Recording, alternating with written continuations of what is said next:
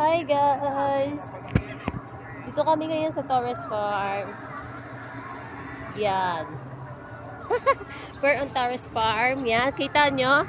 Expectation versus reality. Anong, porsyento mo? 1 to 10.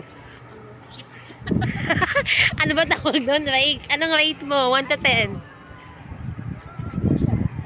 Katulad Based on our own view, sa paningin namin, okay naman siya.